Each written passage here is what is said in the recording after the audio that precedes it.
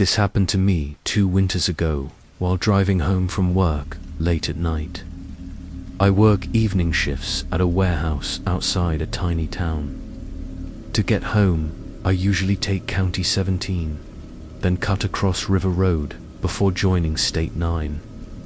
It's an isolated stretch, quiet, no houses or streetlights for miles. That night, it was raining steadily. I stopped at the gas station before leaving town and noticed a man standing under the overhang. He was tall, thin, with long stringy hair plastered to his head by the rain. He wore a dark jacket and 2 short jeans that showed pale ankles. What unsettled me was that he didn't move when my headlights passed over him. He just stared at the pumps like he was waiting. I drove on. Not long after, I turned onto County 17. Headlights appeared in my rearview mirror. They gained on me quickly, then settled just a few car lengths behind. The car didn't pass. It stayed tucked behind me, never flashing its lights, never dropping back. When I turned onto River Road, a narrow, wooded route with a 1-lane bridge, the car followed. My stomach tightened. I tried telling myself it was just a coincidence. But when I reached the T intersection and put my blinker on for the truck stop, the car behind me flicked on the same signal instantly. At the last second, I turned the opposite way. They mirrored me again. Now I was sure. I pulled into a gravel pull-off to let them pass. Instead of continuing, the car stopped right behind me, its headlights filling my rear window. My hands were slick on the wheel. Then the driver's door opened.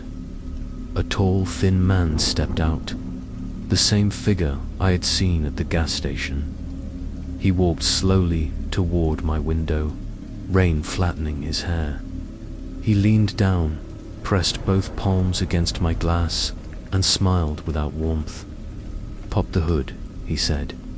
I froze. My heart was pounding. He repeated it, pointing at the latch inside my car. His voice stayed calm, almost rehearsed. "It's safer if you do." When I didn't move, he pulled something from his pocket. A flathead screwdriver. Panic hit me all at once.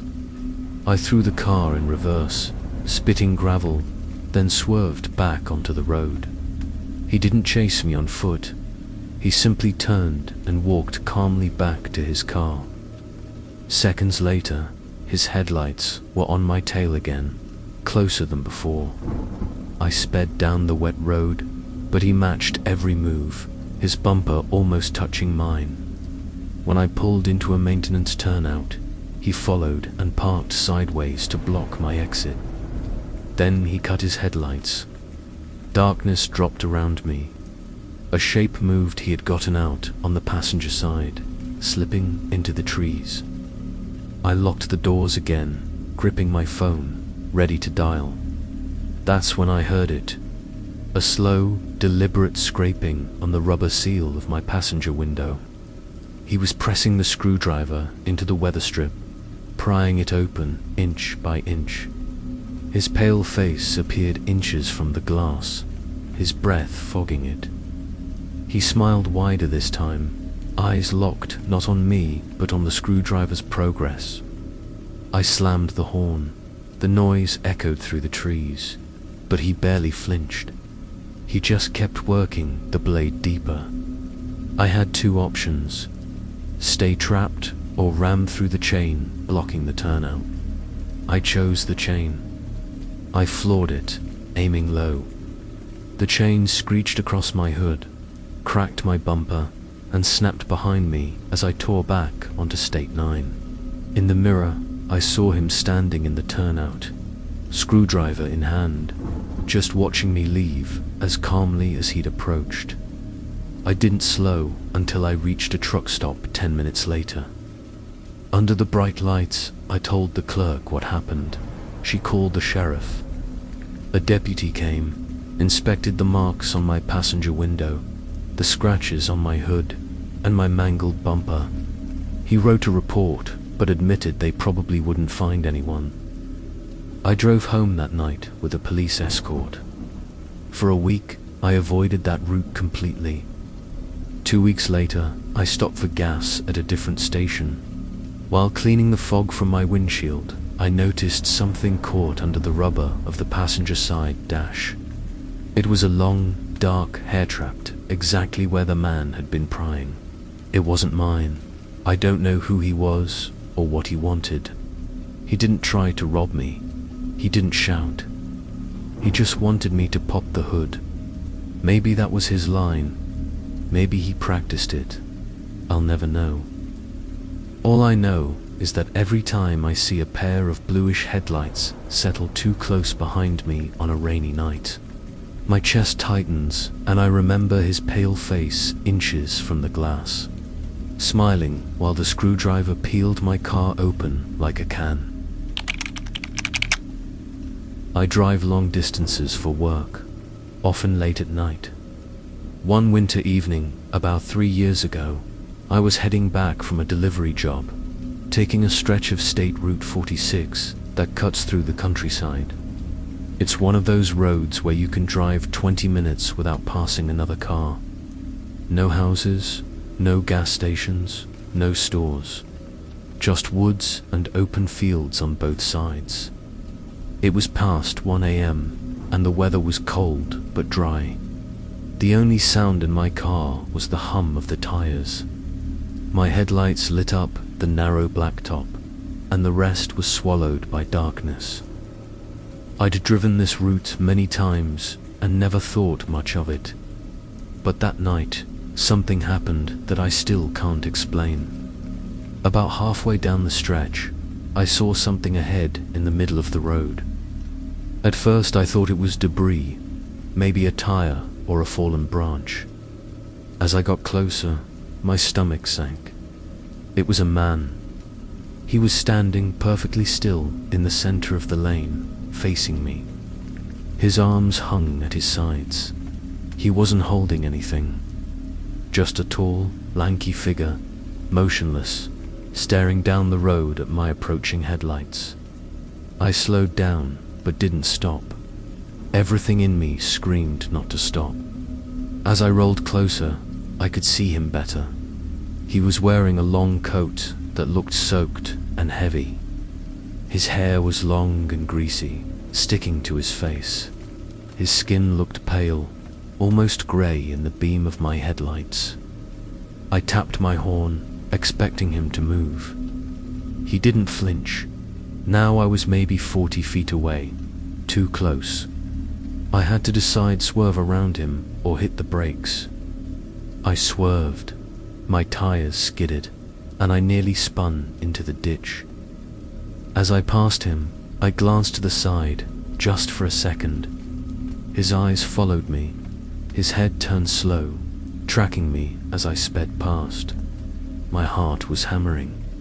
I checked the mirror. He was still standing in the middle of the road, facing me, now looking at my He didn't move to chase me.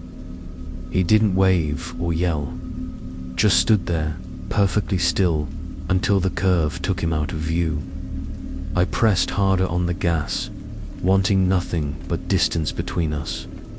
For a moment, I convinced myself maybe it was just some drunk, or someone broken down. But as the miles passed, I realized there had been no car on the shoulder, no flashes, nothing. He was just there. 10 minutes later, I reached the only gas station on that stretch, open 24 hours for truckers. I pulled in, still shaking, and went inside to grab coffee and calm down. I told the clerk what I'd seen. She frowned and said, "You're not the first to say that. People see a man out there sometimes, but when the cops check, there's never anybody." That made my skin crawl worse than the encounter itself. I sat in a lot for a while, trying to decide if I should risk the road home. Finally, I got back in the car and continued, forcing myself to believe it was just some strange coincidence. But the worst part came 20 minutes later. I had calmed down a little, keeping my eyes locked on the road ahead. Then, as I rounded a bend, my headlights caught something on the shoulder. A figure the same height, the same coat, standing just outside the beam of my lights. I nearly swerved again. My first thought was that I'd somehow driven in a circle, but that wasn't possible. I hadn't turned off the highway once. I passed him again, gripping the wheel so hard my knuckles went white. This time I didn't dare look in the mirror. I drove the rest of the way home with my heart in my throat. Every shadow on the shoulder looked like him. Every mile felt longer than the last. When I finally made it back to my driveway, I shut off the car and just sat there in silence. My ears were ringing. I kept staring at the dark road ahead of me, half expecting to see that tall figure walking up the lane. I never reported it. I didn't want to sound crazy. But a few weeks later, talking to another driver at work, I mentioned seeing something weird on 46. He asked if I'd seen the man too. He said other drivers have spotted him standing in the road at night, always in the same stretch, never moving. I don't know if it's someone living out there, playing some sick game, or something else entirely. But I know what I saw, and I'll never forget the way his head turned, slow and steady, following me as I swerved past, like he wanted me to know he was watching. To this day, I take the long way home, even if it adds an hour. I'd rather burn extra gas than ever see that man in the road again. This happened when I was 19, driving back from my girlfriend's house late one night. She lived in a small rural town, and the fastest way home was a 2-lane county road that cut through farmland and woods.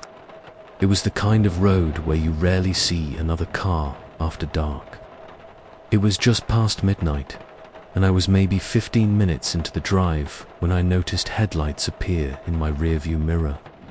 At first, I didn't think much of it, but the way the lights hovered behind me felt wrong. The vehicle stayed close to close for miles. Eventually, I could tell from the height of the headlights that it was a truck. An old pickup, lifted a little higher than most. The driver kept right on my bumper, never trying to pass, even though the road was wide open. I sped up, so did they. I slowed down, so did they. Every move I made, they mirrored, keeping the same distance. My chest started to tighten. I was the only car in front, no turnoffs for a while, and this guy was glued to me. After 10 minutes of this, the truck suddenly swerved into the opposite lane like it was going to pass. Relief hit me until I realized they weren't passing. They just stayed there, side by side with me, matching my speed exactly. I looked over. The driver's window was down, but I couldn't see his face, just the silhouette of a man with one hand high on the wheel. The way he kept perfect pace without looking at the road made my stomach drop. I floored it. My little sedan wasn't built for speed, but I pushed it as hard as it could go. The truck stayed right there, engine growling, tires humming against the asphalt. Finally, I slammed the brakes and let the truck surge ahead. That's when it got worse. The truck slowed down until it was crawling, forcing me to either stop or pass it. My hands were slick on the wheel.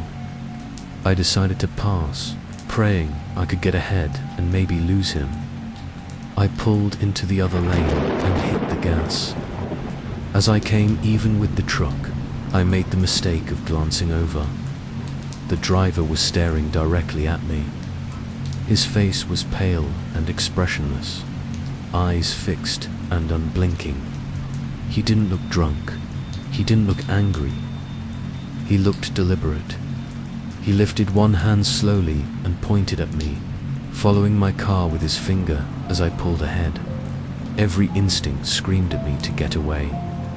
I pushed my car as fast as it could go, heart hammering, eyes locked on the road. For a moment, I thought I was losing him. Then his headlights filled my mirror again. The pickup was roaring up behind me, so close I thought he'd slam into my bumper. He surged forward, then backed off, over and over, like he was toying with me. My whole body was shaking. Finally, I saw a sign for a highway entrance up ahead.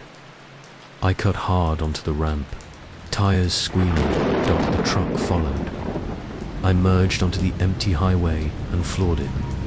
The truck stayed on me for another mile, then suddenly swerved onto the shoulder and stopped. I didn't slow down. I kept driving, checking my mirrors until my eyes ached. I didn't see him again. When I got home, I parked right up against my house and ran inside. My parents were asleep, so I didn't wake them. I just sat in my room with the lights off, replaying the image of that man's face and his hand pointing at me. The next day, I told my girlfriend. She said she'd heard stories from other people in town about a guy in an old pickup harassing drivers at night. Nobody knew who he was, and nobody ever caught him. Some people thought it was just a local creep messing with strangers. Others said it was more than one guy taking turns. All I know is that whoever was in that truck wasn't just tailgating. He wanted me to know he was in control. He wanted me to see him point. And the way he stopped chasing me, just pulling onto the shoulder and watching me disappear, felt worse than if he'd kept going, like he'd gotten what he wanted. It's been years since that night, but every time a pickup truck sits too close behind me on a dark road, my throat goes dry and my palms go slick on the wheel. I'll never forget the look on his face in that split second when our eyes met. This happened about 6 years ago, when I was driving home from a late shift. It was close to 2 a.m., and the road I took was an old county highway that cut through woods and farmland. At that hour, it was always completely empty. No lights, no houses, just darkness pressing in from both sides. I was 20 minutes from home when I saw her. At first, I thought my eyes were playing tricks on me. Up ahead, just outside the reach of my headlights, there was a figure standing on the shoulder. As I got closer, it became clear it was a woman. She looked young, maybe mid-20s, with long, wet hair clinging to her face. She wore a white dress that hung heavy from the rain. She didn't move. She didn't wave me down or step into the lane. She just stood there, arms at her sides, staring straight ahead as my car approached. My first instinct was to stop. Maybe she'd broken down. Maybe she needed help. But something about her posture froze me. People stranded on the road usually signal, wave, or at least look at the car coming. She didn't acknowledge me at all, not even as I passed within a few feet. Her face was pale. Her eyes, I don't even know how to describe them. It was like she was looking through me. I kept driving. My chest was tight, and I gripped the wheel so hard my knuckles ached. A few minutes later, I told myself I was being paranoid. Maybe she really did need help. I debated turning around. That's when I saw her again. Another figure on the shoulder, same pale face, same soaked dress, same long hair plastered to her cheeks. Standing the same way, my stomach dropped. There was no way she could have gotten ahead of me that fast. There were no cars, no side roads she could have taken. But she was there, standing still, facing the lane as if she'd never moved. I passed her a second time, and again, she didn't react, didn't look at me, didn't move an inch. Now, I was really panicking. I pushed the gas, desperate to get home. My eyes kept flicking between the road and the mirrors. Every shadow on the shoulder made my pulse spike. And then, a mile later, there she was, again. The same woman, same dress, same hair. I nearly slammed the brakes. My heart was pounding in my throat. This time I forced myself not to look directly at her face as I passed. I stared straight ahead, fighting the urge to check the mirror. By the fourth time I saw her, I was shaking. My whole body felt ice cold, even though the heater was blasting. It was like the road had turned into a loop, like I was stuck seeing her over and over, no matter how fast I drove. When I finally reached the turn for my neighborhood, I felt a rush of relief. I didn't see her anymore. I pulled into my driveway, killed the engine, and sat in silence for a long time, trying to slow my breathing. I convinced myself I was over. Maybe I was seeing things. Maybe it was my brain playing tricks in the dark. But the next morning, when I went out to my car, I noticed something that made my stomach sink all over again. On the passenger side window, smeared into the condensation, were 4 long streaks, like someone had dragged their fingers down the glass. I hadn't noticed them the night before. I told myself they were just water trails from the rain, but deep down I knew what they looked like. Fingers. I've never seen her again, but I avoid that road now. I take the long way home, even if it adds 30 minutes. Because every time I think about it, I remember the way her pale face never moved, and the way her eyes didn't look at me, but through me like she was already inside the car. This happened about 4 years ago, when I was driving home from a friend's place. It was late around 1:30 in the morning, and the road I took was a quiet back route through farmland. Most of it was straight stretches with the occasional stop sign at lonely intersections. I'd driven it dozens of times without incident.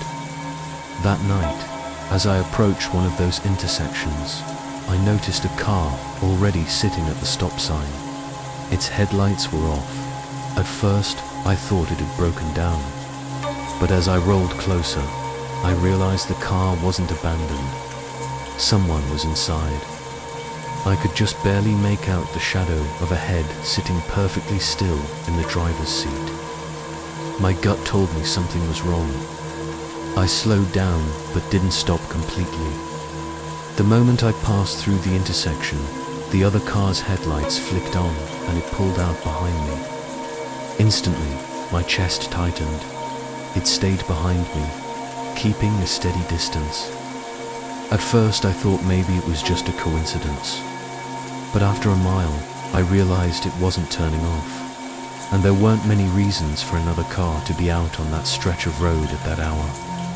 I sped up, so did they. I slowed down. They slowed down too. I tried to stay calm. I told myself to just get to town, where there'd be lights, people, maybe even a cop. But the nearest gas station was still 15 minutes away. As the minutes dragged by, the car behind me inched closer.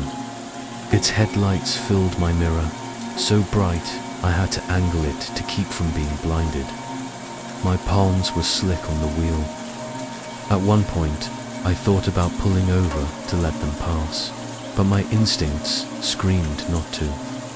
Something about the way they'd been sitting in the dark, waiting at that stop sign, made me feel like that was the worst thing I could do. So I kept driving faster than I should have on that narrow road. Then, out of nowhere, the car swerved into the opposite lane and pulled up beside me. I forced myself not to look at the driver, but I couldn't help glancing. What I saw made my blood run cold. The driver was staring at me, not glancing, not checking. His face was pale, and he had both hands on the wheel, knuckles white. His mouth was twisted into a wide grin that didn't move as he matched my speed.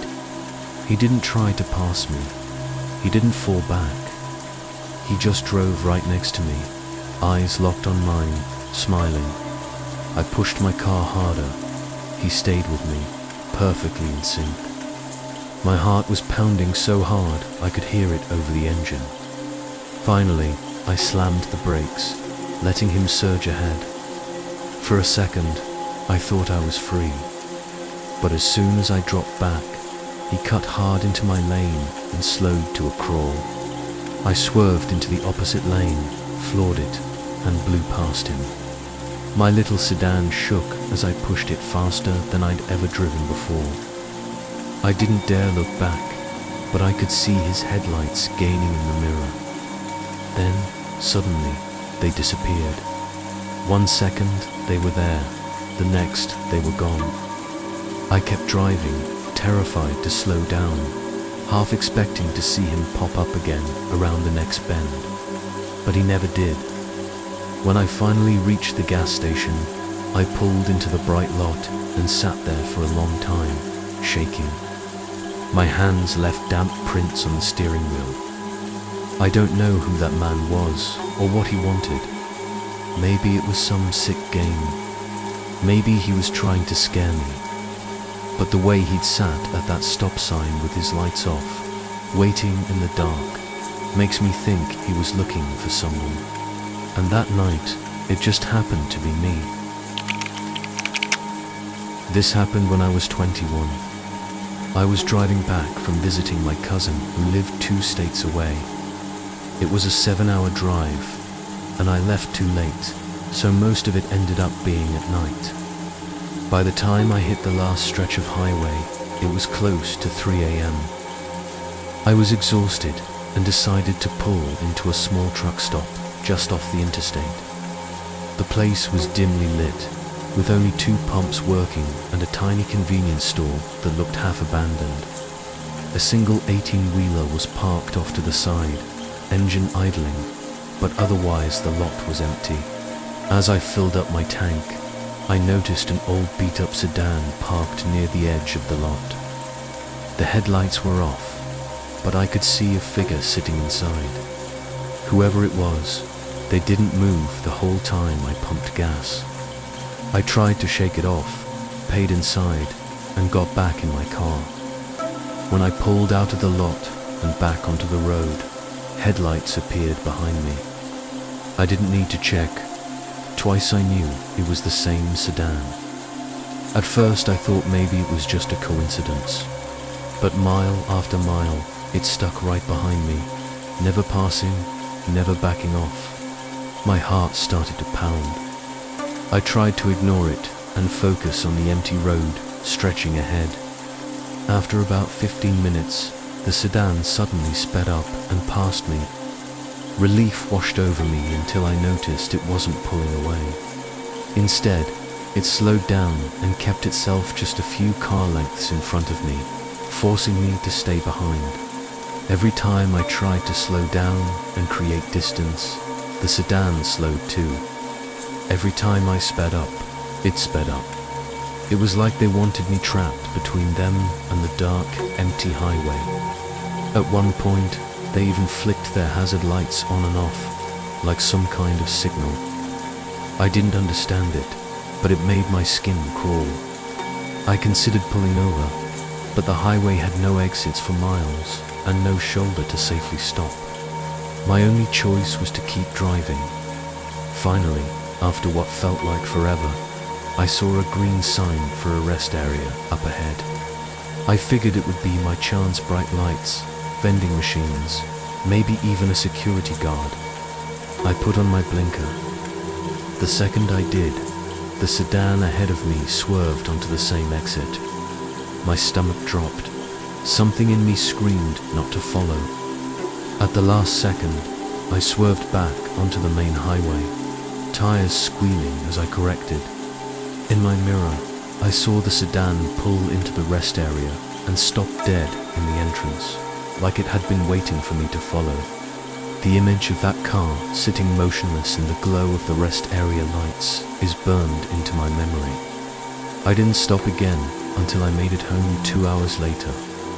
My hands were shaking so badly I could barely put the car in park, To this day, I don't know what would have happened if I had pulled into that rest area like they wanted me to, but I can still picture that empty truck stop, the figure sitting in the dark car, and the way they seemed to anticipate every move I made on that lonely highway. I still drive long distances sometimes, but I never ever stop at small deserted truck stops anymore. This happened about 10 years ago, when I was driving home from my night classes at college. I commuted about 45 minutes each way, and most of my drive was along a rural state road that cut through open farmland and patches of woods. At night, it was usually deserted. It was raining hard that evening, the kind of rain that makes your wipers useless no matter how fast they go. The road was slick, and the only light came from my headlights reflecting off the sheets of water. About halfway home, I noticed a figure up ahead. A person was walking along the shoulder, hunched against the rain.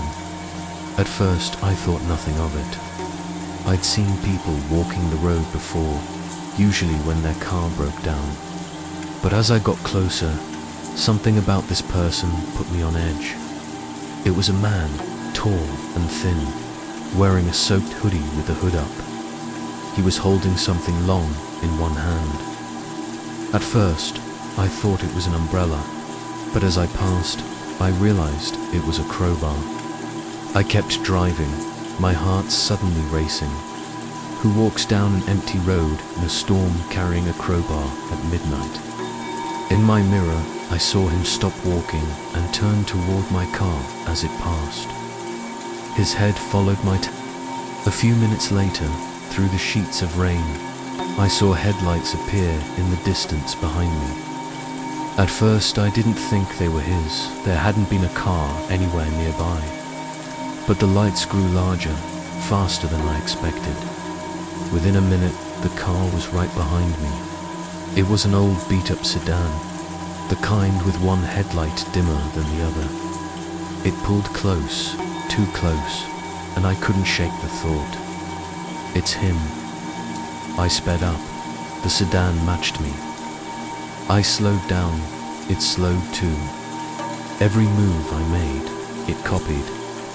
My chest felt tight, and I kept glancing at the crowbar in my mind, imagining him gripping it while staring at the back of my head. The road curved through a wooded section, and that's when he tried something that nearly made me lose control. The sedan surged forward and swerved toward my bumper, almost clipping me. Then it backed off. A minute later, it did it again, closer this time, like he was testing how much it would take to make me panic. I was gripping the wheel so hard my arms hurt. I spotted a gas station sign up ahead, the only one on that road for miles.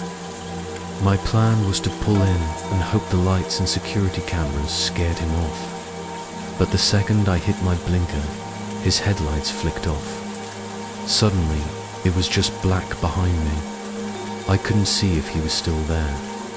The only sound was the rain hammering the roof. I floored it past the gas station and didn't stop. My hands were trembling, but something told me if I pulled over, he'd be right there, waiting. For the next 10 miles, I kept glancing in the mirror. Sometimes I thought I saw shapes in the rain, but there were no headlights. When I finally reached town, I pulled straight into a brightly lit grocery store lot, parked under a camera, and sat there breathing hard. I never saw the car again, but the image that sticks with me isn't the chase. It's the moment I passed him on the side of the road, the way he stopped walking and turned, holding that crowbar as if he'd been waiting for me all along. This happened to me 2 summers ago. I was driving home from a friend's bonfire out in the country. It was close to midnight, and the only way back was a long farm road that cut between endless cornfields. No houses, no gas stations, no lights, just miles of tall stalks hemming in the road. At first, it was peaceful. windows down, cool night air, the smell of the fields. But then I noticed something strange. Up ahead, on the shoulder, a white cargo van was parked. No markings, no lights, just sitting there in the dark, half hidden in the rows of corn. I slowed, a little uneasy. The van's driver's side door was open, but I didn't see anyone inside. As I passed, my headlights swept over the interior. The seats were empty. I pressed the gas and kept going, telling myself it was nothing. Maybe a farmer's van, maybe someone broken down. But a mile later, in my mirror, I saw headlights flare to life. The van pulled out. My chest tightened. I kept my eyes on the road, but the van closed in fast. Within minutes, it was right behind me, its headlights filling my mirrors. I tried to tell myself it was just coincidence. Maybe they'd been resting, waiting for someone to pick them up. But the way they stuck to me didn't feel right. Every time I sped up, the van matched me. Every time I slowed, so did they. There were no other cars, no turns, nowhere to escape, just cornfields stretching endlessly in both directions. After 10 minutes, the van suddenly surged forward and whipped into the other lane. I thought they were finally going to pass, but they didn't. They drove side by side with me, their massive shape looming just feet away. Through the corner of my eye, I could see the silhouette of someone in the driver's seat, leaning forward, staring. I forced myself not to look directly. My heart was pounding so loud, it drowned out the engine. Then, just as suddenly, the van swerved back behind me. A minute later, their headlights cut out. Now the road was pitch black, and I couldn't see them anymore. But I felt them there. My skin prickled like eyes were crawling over me from the darkness behind. I pressed the gas until the speedometer crept past 70, then 80. The road was too narrow for that speed, but I didn't care. I just wanted out of those fields. Finally, after what felt like forever, I saw the glow of a highway sign ahead. Relief washed over me. I floored it toward the ramp. But just before I reached it, something happened that still makes my stomach drop. In the corner of the field, maybe 30 feet off the road, I saw a shadow. A man was standing between the corn rows, perfectly still, watching my car fly past. And when I glanced in the mirror, for just a split second, I thought I saw the van again parked motionless on the shoulder, headlights off, exactly like before. I didn't stop until I hit the highway, and I didn't look back again. The next morning, I checked my car. On the passenger side, just below the handle, was a streak in the dust like someone had dragged their fingers along the door. I'll never know if the van was following me or waiting for me to stop. But now, whenever I drive past those endless fields, I can't shake the image of a white van sitting silent in the dark. Doors open, someone waiting inside the corn for a car like mine to come along. This happened when I was 20. I had just finished a late shift at the diner where I worked and was heading home. It was close to 1 a.m. and the road I took was a 2-lane stretch that cut through the woods. No lights, no traffic, just miles of blacktop winding between the trees. I'd driven it hundreds of times before without ever seeing another car. But that night, about 10 minutes into the drive, I saw taillights up ahead. At first, I was relieved. It's strange, but sometimes having another car on the road at night makes you feel less alone. But as I got closer, I realized something was off. The car wasn't moving. It was just sitting in the middle of the road, taillights glowing faint red through the mist. I slowed down, expecting to see hazard lights or maybe a wreck. but there was nothing. Just a dark sedan, perfectly centered in the lane, engine off, no sound. I crept closer until I was about 30 feet behind it. My headlights lit up the back of the car, and that's when I noticed the driver's door was wide open. I froze. I couldn't see anyone inside. The seat was empty. The interior was dark. The open door swung slightly in the night breeze. Every instinct told me not to stop. I flicked my high beams, hoping whoever owned the car would come out or wave me past. Nothing happened. Then, from the corner of the woods, I saw movement. A man stepped out of the trees and onto the road. He was tall and thin, with long hair stuck to his face. He wore a dark jacket and jeans. He didn't wave or ask for help. He just stood there, halfway between his car and mine, staring straight at me. My chest went tight. He took one slow step toward me, then another. His pace didn't change, steady and deliberate. I slammed the car into reverse and backed up fast, tires spitting gravel. He kept walking, not speeding up, not saying a word, just closing the distance, step by step, while his empty car sat in the middle of the lane like bait. Once I had enough space, I swung the wheel hard and shot into the opposite lane, flying past him and his car. As I passed, I glanced sideways. His face was pale in my headlights, his mouth twisted into a smile that didn't move. He didn't reach for me. He didn't even react. He just turned his head slowly, following me with his eyes as I sped away. My heart was hammering so loud it filled my ears. I kept expecting to see his headlights in my mirror, but the road behind me stayed black. When I finally pulled into my driveway, I sat in the car for a full 5 minutes, staring at the empty street, waiting for a pair of headlights to appear. None did. The next morning, I told a coworker what happened. He looked at me dead serious and said I wasn't the first. Others had mentioned a man who leaves his car sitting in the road late at night, door open like he's waiting for someone to stop. I don't know what would have happened if I had, but I still remember the way he smiled as I passed, and the way his car sat perfectly in the lane like it had been placed there just for me.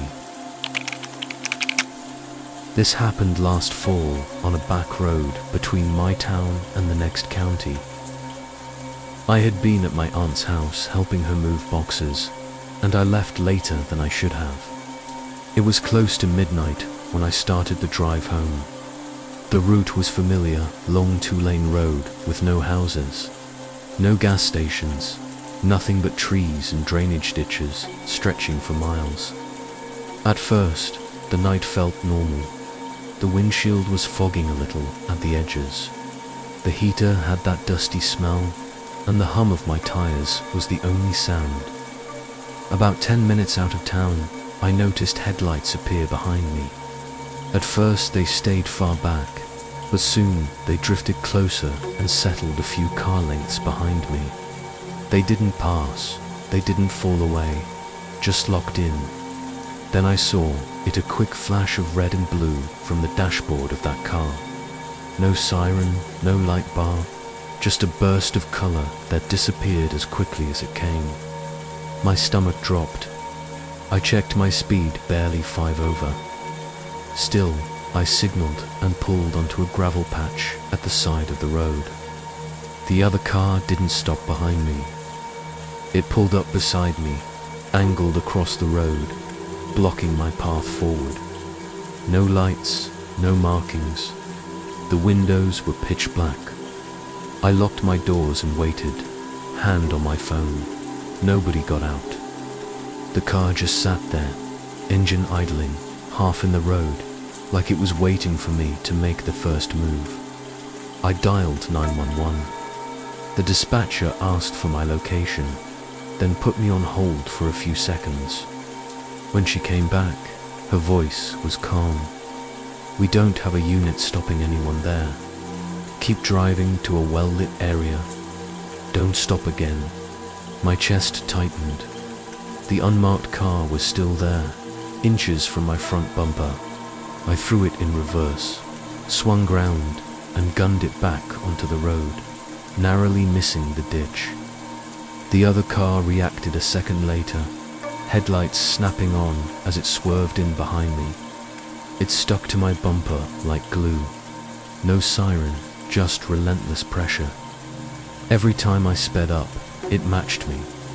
Every time I slowed, it slowed. At one point, it surged so close I thought it would tap my bumper, then fell back again like it was toying with me.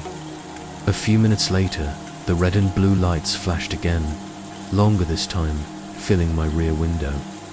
I gripped the wheel, heart pounding, while the dispatcher's voice crackled in my ear. "That is not one of ours. Do not stop." The next few miles felt endless. I knew the only lit place ahead was the way station, about 6 miles up. I kept my eyes on the glow of that sign like it was salvation. The unmarked car kept its place behind me, never trying to pass, never falling away.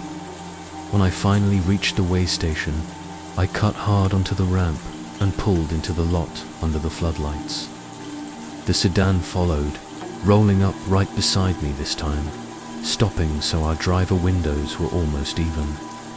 I couldn't help but look. The man inside was tall and thin, wearing a dark cap and jacket zipped to his chin. His face was pale, his mouth stretched in a slow smile that didn't reach his eyes. He raised one hand and motioned lazily toward my door, then toward the hood of my car like he wanted me to unlock something, to open up. My stomach twisted. I shook my head. He just kept smiling. Then, by sheer luck, a semi pulled into the lot, air brakes hissing as it rumbled past us. The driver in the sedan didn't flinch. He just eased his car backward, slipped around the far side of the lot, and cut his headlights. When the truck cleared, the sedan was gone. 2 minutes later, a sheriff's cruiser arrived, drill lights flashing, real markings. The deputy circled the lot with a spotlight, but the other car had vanished. I filed a report, gave them the best description I could. They never found anything. The next day, I checked my car in daylight. There was a faint smear near the driver's door, like a hand had brushed against the dust. I couldn't stop staring at it. I've replayed that night 1,000 times, and what chills me most isn't the chase. It's the way he sat there under those yellow floodlights, smiling, patient, as if he had all the time in the world, and I was the one running out of it. That's all for tonight. If these stories teach us anything, it's that the most terrifying moments don't come from ghosts, but from people and the unknown, waiting out there on dark, empty roads. So the next time you're driving late at night and see headlights where they shouldn't be, or someone standing too still on the shoulder, trust your instincts, because not everyone you meet out there wants to be found.